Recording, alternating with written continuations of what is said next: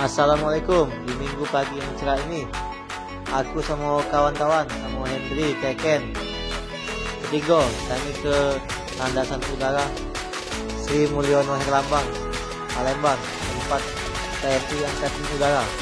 Di sini kami nak nengok pesawat tempur F-16 yang ada 8 ikok dipamerin, dan juga ada helikopter Puma punya TNI AU.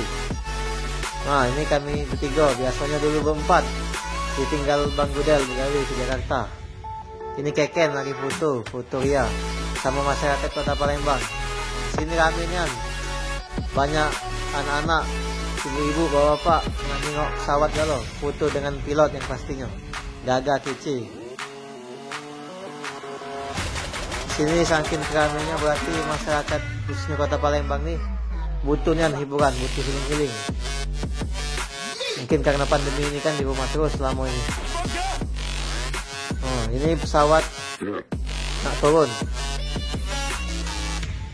Gaganan pesawat ini turun.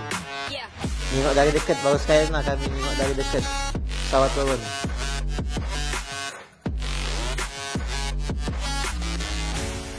Oke, sampai jumpa. Sekian perjalanan kami hari ini. Terima kasih.